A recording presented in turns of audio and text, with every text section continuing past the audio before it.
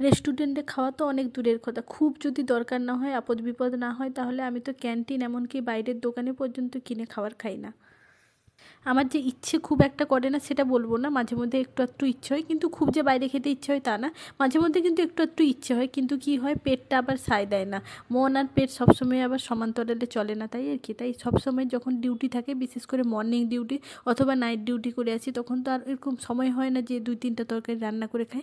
তখন সেই সব দিনগুলোতে আমি এইভাবে ডালে আর চালে মিক্স করে, আর সবজি ডিম যেটা থাকে আর কি, যখন যেটা থাকে সব কিছু ভাতে দিয়ে একবারে প্রেসার কুকারে একটা সিটি মেরে কিছুক্ষণের জন্য নামিয়ে নেই।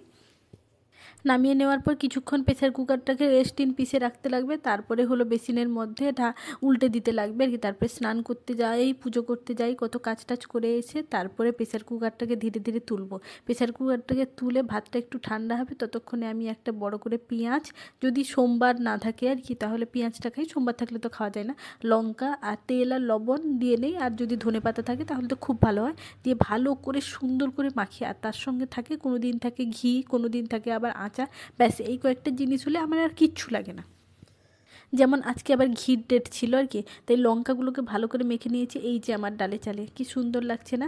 হ্যাঁ, ডালের গুণাগুণটা তো হয়তো একটু কমে যায়, কিন্তু এই যে মানে ডিউটি থেকে আসার পর যে এত খিদা লাগে না, সেই মুহূর্তে এই যে খাবারটা জাস্ট অমৃতের মতো লাগে। যারা এইভাবে বাইরে থাকে, মানে একা রান্না করে খায়, তারা বুঝে এই স্বাদটা কতখানি।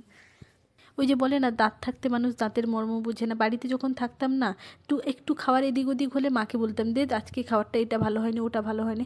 যখন নিজে রান্না করে খাওয়া যায় না, তখন বোঝা যায় যে ওরা কত কষ্ট করে সংসারে কাজ করে প্লাস রান্না বান্না করে।